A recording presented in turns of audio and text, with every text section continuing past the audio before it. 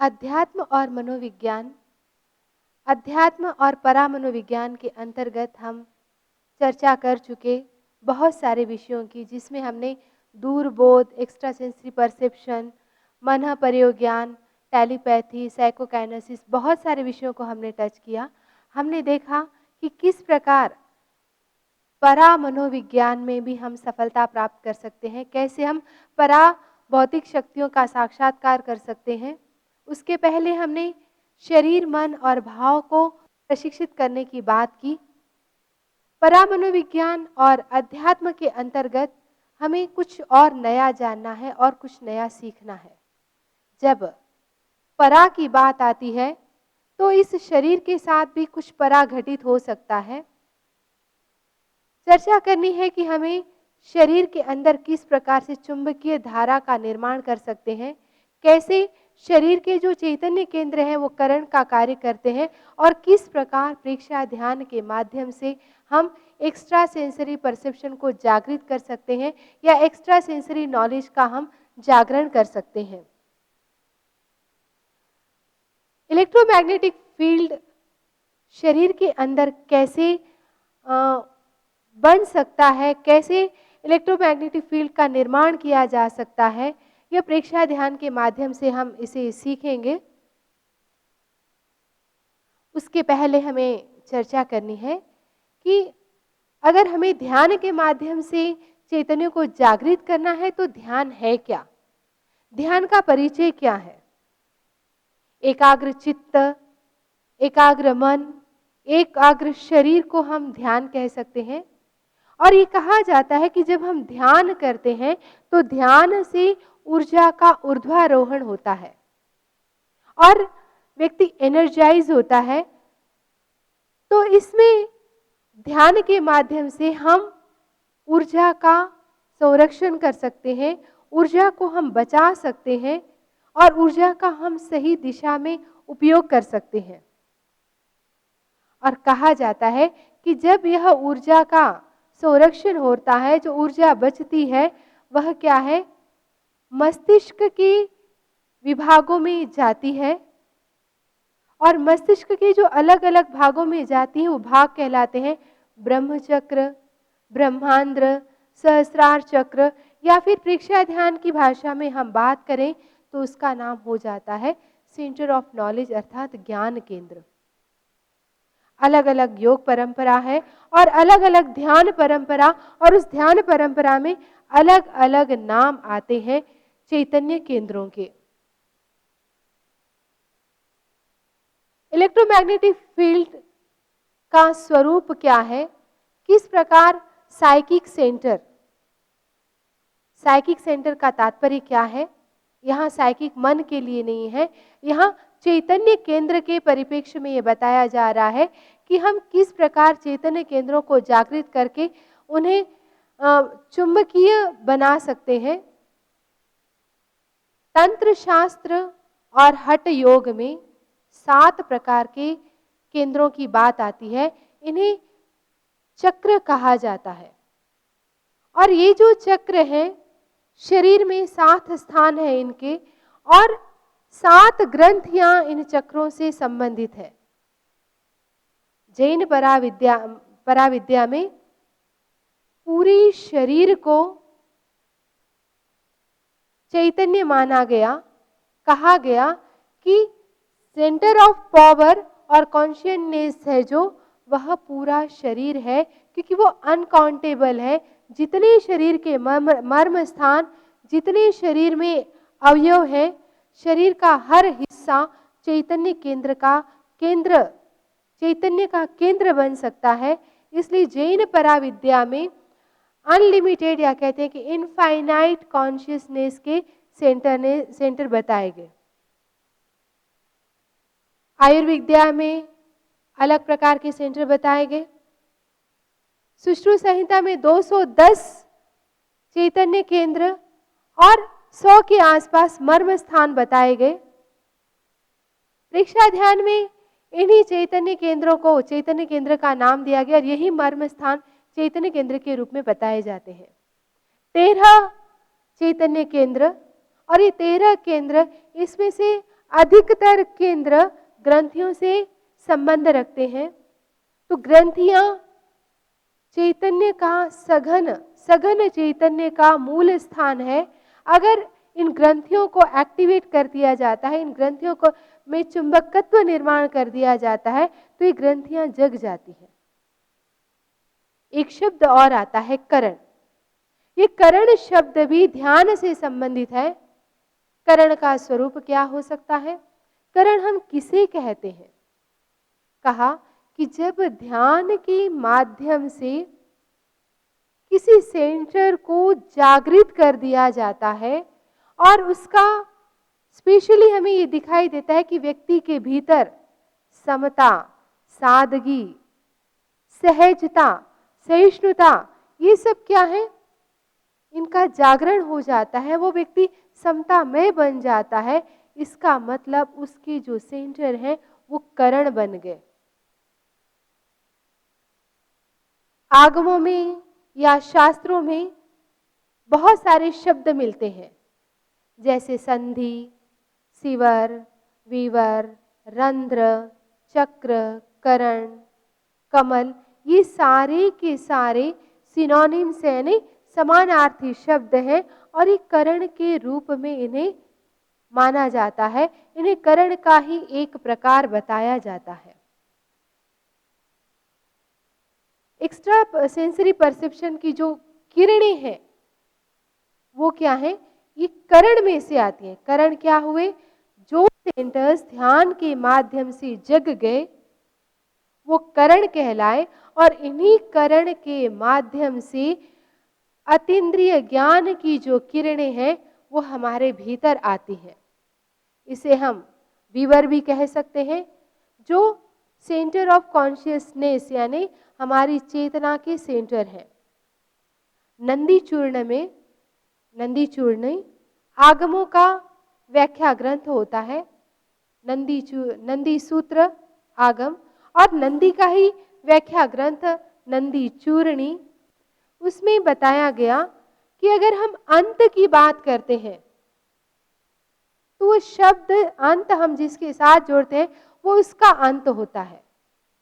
जैसे उदाहरण दिया गया कि end of the water is called as water end. अगर हम पानी का अंतिम बिंदु कहें तो वो पानी का अंत ही माना जाएगा।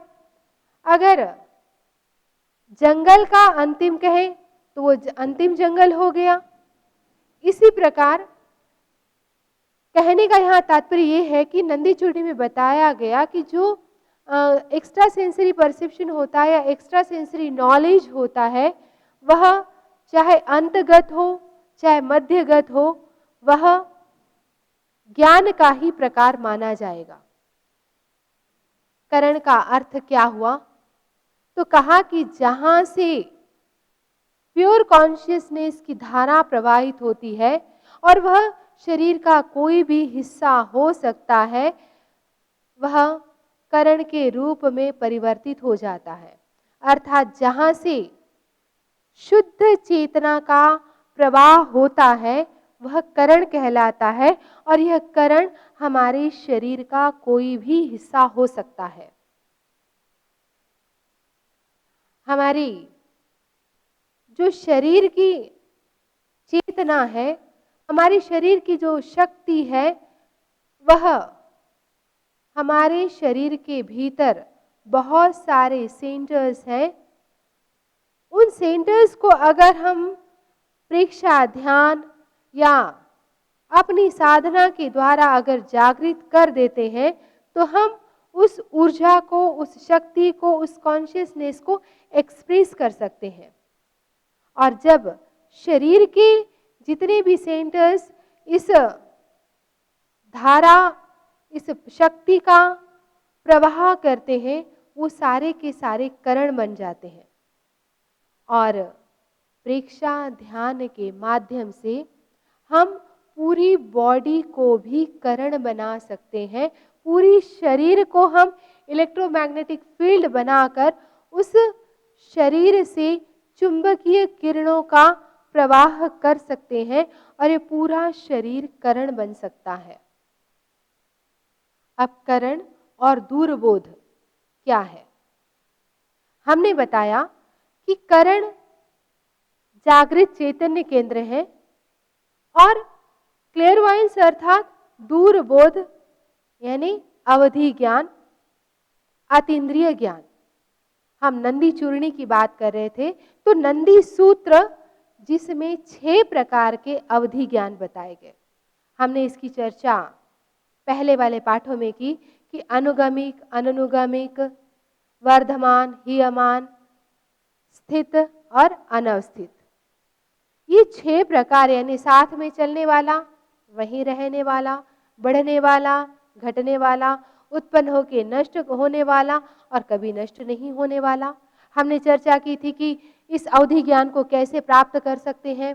अवधि ज्ञान किसे किसे प्राप्त होता है, किसी को बाय बर्थ होता है, किसी को कर्म की शुद्धि के साथ मिलता है। तो षटखंडागम में 13 प्रकार के दूर बोध के प्रकार बताए गए, जिसमें पहले 6 तो अवधि ज्ञान के ही प्रकार, उसके बाद देशावधि, परमावधि, सर्वावधि, सप्रतिपाती, अप्रतिपादी, एक क्षेत्र और अनेक क्षेत्र। अर्थात कुछ पर्टिकुलर स्थान पर ही होगा, कुछ उत्कृष्ट अवधि वाला होता है, कुछ हर समय रहने वाला होता है, कुछ उत्पन्न होने वाला होकर नष्ट होने वाला होता है, कुछ बिना नष्ट होने वाला होता है। कुछ ज्ञान ऐसा होता है कि एक ही क्षेत्र से, चाहे वो शरीर का एक भाग हो, चाहे किसी स्थान से जुड़ा हुआ हो, और अनेक क्षेत्र यानी पूरे शरीर से भी देख सकता है और शरीर के अलग अलग अवयवों से भी देख सकता है, जान सकता है। यह है दूरबोध के नंदी सूत्र के आधार पर बताए गए, और यही जितने स्थान हैं ये करण का रूप ले सकते हैं। परामनोविज्ञान और अतीन्द्रिय ज्ञान, एक होता है अतीन्द्रिय परसेप्शन, एक होता है अतीन्द्रिय चेतना, और हम यहाँ पर बात कर रहे हैं अतीन्द्रिय ज्ञान की। तो जो प्रीकॉग्निशन होता है, जो पूर्वाभास होता है, वह अतीन्द्रिय ज्ञान के रूप में इसे कंसीडर किया जाता है, और यह पीरियोडिक नॉलेज होता है। इसका मतलब है कि यह पर्टिकुलर समय के लिए होता है और फिर बाद में लोप भी हो सकता है। अब प्रश्न उठता है कि यह जो ज्ञान है ये पैदा कैसे होता है, ये पैदा कहाँ से होता है? तो शास्त्रों में बताया गया कि जो ज्ञान है ना तो इंद्रियों से पैदा होता है, ना ही मन की अवस्थाओं से। यह इंद्रियों से परे का ज्ञान है, इसलिए इसे अतीन्द्रिय ज्ञान कहते हैं। इसे केवल ज्ञान भी कहा जाता है। जैन शास्त्रों में, जैन ग्रंथों में चेतना के केंद्रों का क्या विवरण मिलता है? हमने बताया था कि 5 प्रकार के ज्ञान होते हैं: मति ज्ञान, श्रुत ज्ञान, अवधि ज्ञान, मन प्रयोग ज्ञान और केवल ज्ञान।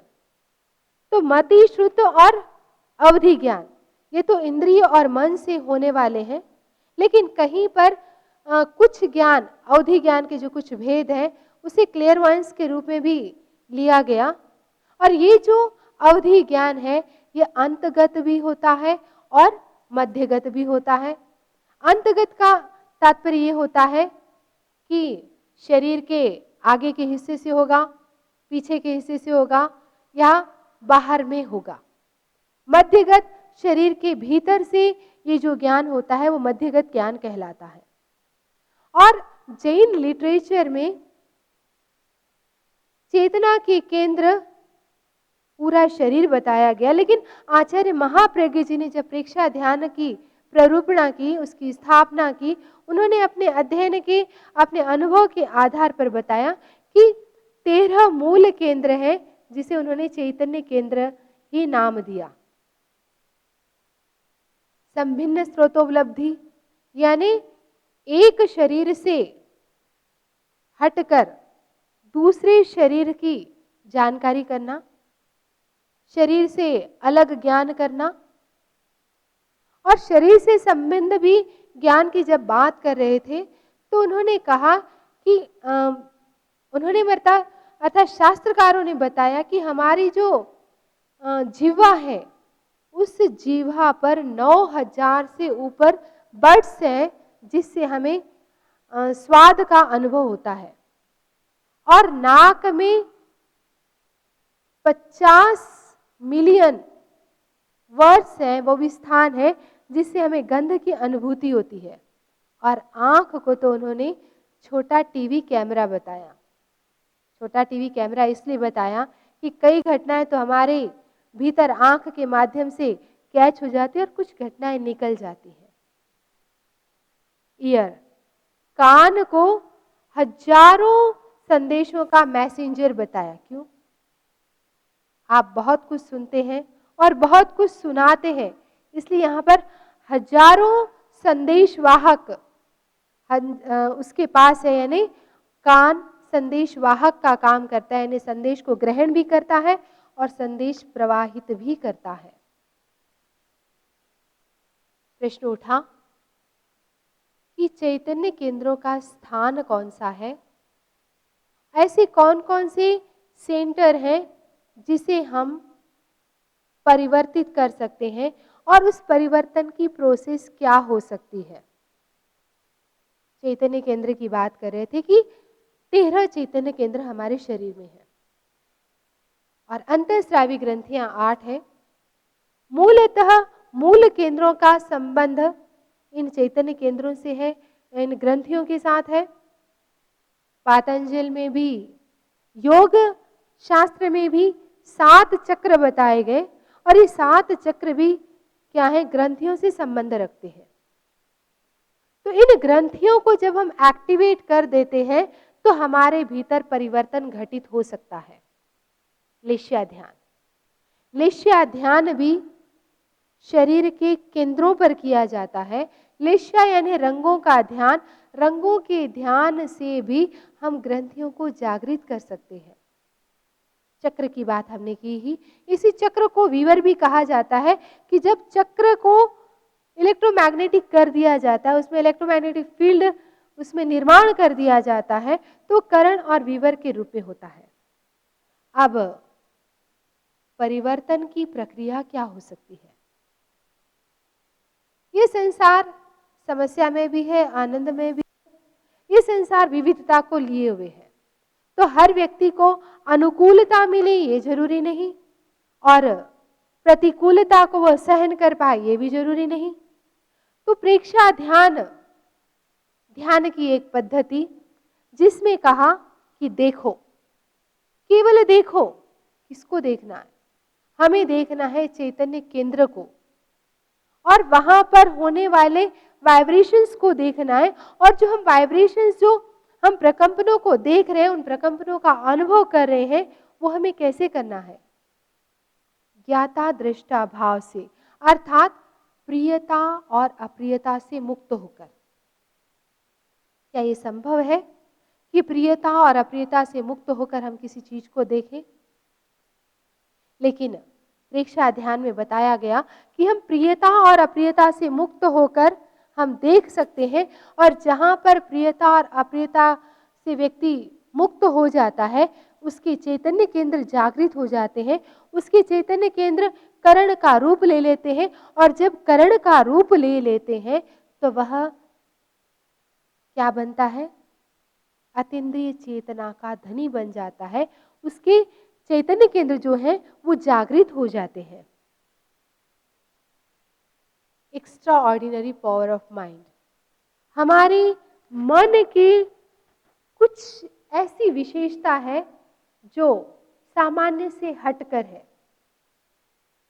वो पावर क्या क्या हो सकती है? तो बताया गया हिप्नोटिज्म, सम्मोहन करना। हिप्नोटिज्म की बात हमने पहले भी की थी कि मैस्मरिज्म भी हिप्नोटिज्म कहा जाता है। और डॉक्टर मैस्मर ने इस हिप्नोटिज्म के बारे में बताया, इसका विश्लेषण किया, व्यवस्थित प्रारूप इसका बताया। और हिप्नोटिज्म है क्या? सम्मोहन की प्रक्रिया, यानी किसी को अपने भीतर ले लेना। भीतर लेने का तात्पर्य यह है कि अपने वश में कर लेना, और उसके भीतर जो विचार हैं, जो उसके प्रवाह हैं, जो अवचेतन मन में जाकर दब चुकी थी, उसको निकालना, जिसके बारे में व्यक्ति स्वयं भी नहीं जानता। और अंदर की बात को जब व्यक्ति निकाल लेता है तो वो क्या होता है, अगर बीमार है या किसी प्रकार का परिवर्तन लाना है, उसके अंदर की बात को निकाल लेने के बाद उस पर वैसा प्रहार यानी उसमें वैसे परिवर्तन लाने हो तो व्यक्ति आराम से अपने भीतर परिवर्तन ला सकता है और जो पेशेंट्स है वो क्योर हो जाते हैं, उनका इलाज हो जाता है। बहुत सारे उदाहरण मिलते हैं, जैसे फ्राइड कहते हैं कि फ्राइड फादर ऑफ साइकोलॉजी थे, यानी मनोविज्ञान के पिता थे। उन्होंने बहुत लिखा, इतना उन्होंने लिखा और लिखा केवल अपने ब्रेन के आधार पर नहीं लिखा, उन्होंने लिखा अनुभव के आधार पर, उन्होंने लिखा अध्ययन के आधार पर।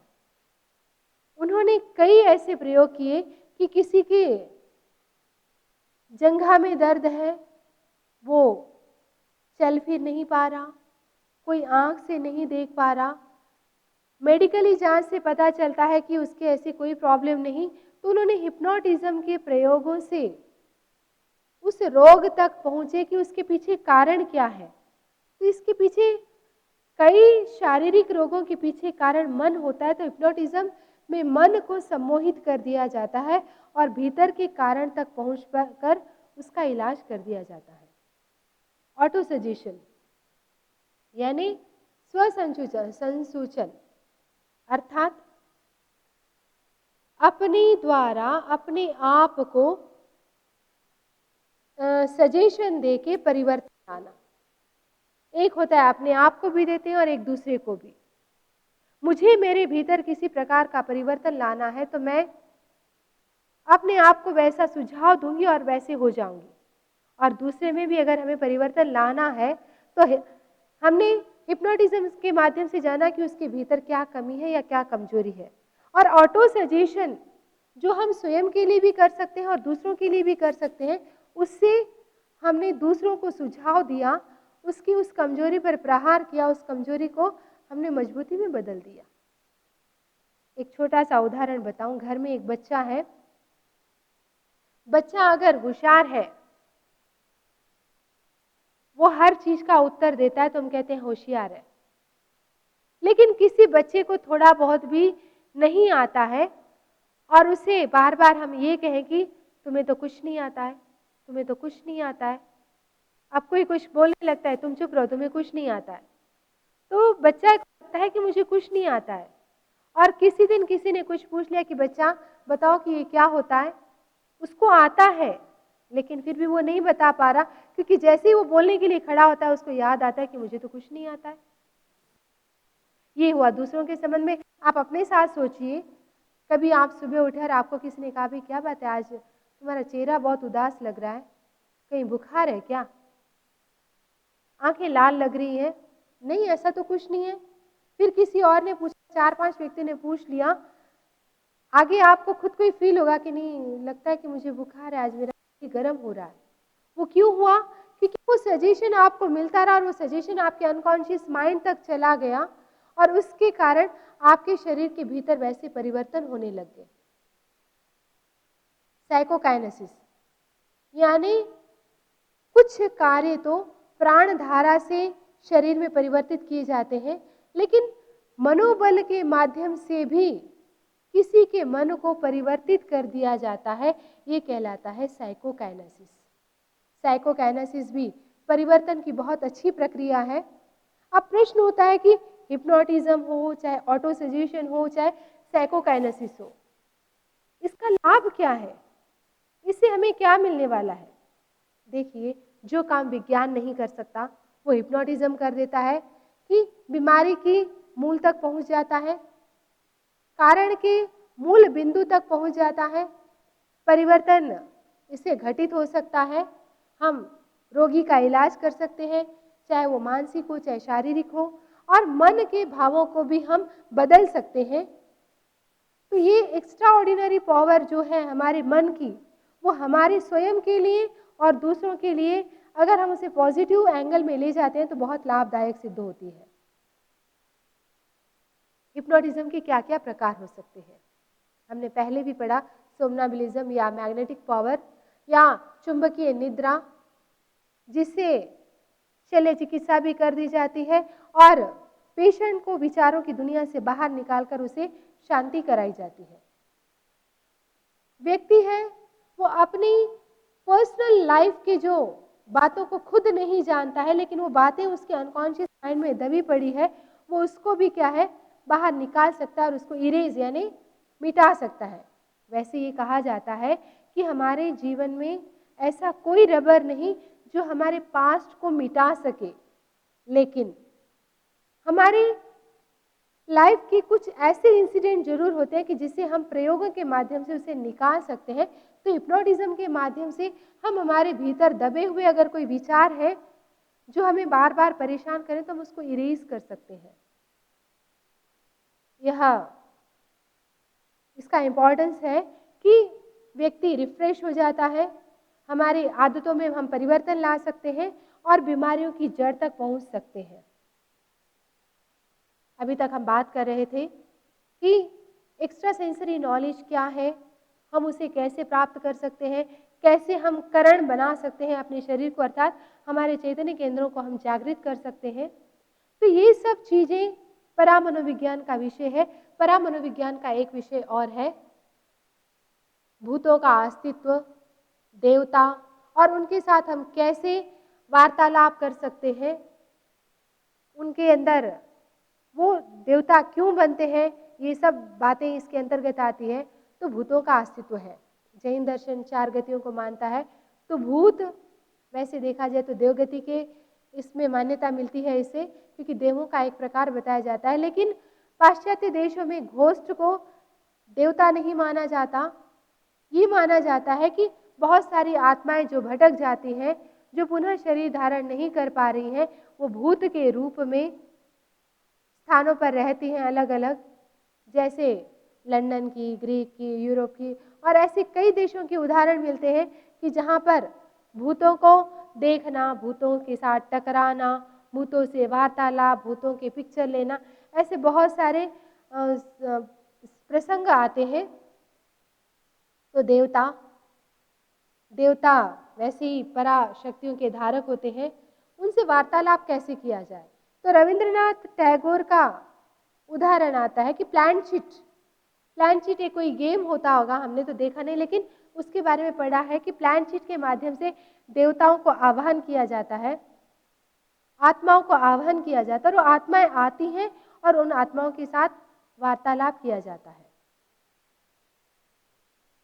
आत्मा और शरीर दोनों अलग है।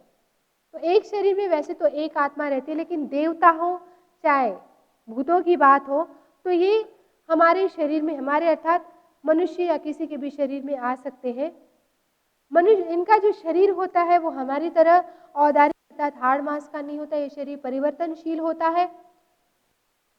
देवताओं के प्रकार वैसे 4 प्रकार के बताए गए, ज्योतिष, वैमानिक, व्यंतर और भवनपति देव। व्यंतर देवों के अंतर्गत हम भूत पिशाच आदि को लेते हैं और कहा जाता है कि व्यंतर देव बनते क्यों हैं? कहा कि अगर किसी की कोई इच्छा अधूरी रह जाती है या कोई व्यक्ति अंतिम समय में आत्महत्या कर लेता है या आत्महत्या करके मृत्यु को प्राप्त होता है, तो ऐसे जीव प्रायः व्यंतर देव बनते हैं। और ये व्यंतर देव किसी न किसी रूप में पुनः हमारे सामने दिखने की कोशिश करते हैं और ये भी कहा जाता है कि इसे हम स्थापित भी कर सकते हैं, इन्हें लिया भी जा सकता है और इनको किसी शरीर के माध्यम से इनके साथ बात भी की जा सकती है। देवताओं को आह्वान करके किसी न किसी शरीर के माध्यम से इनके साथ वार्तालाप भी किया जाता है और इनसे अपनी समस्याओं के बारे में पूछा भी जा सकता है।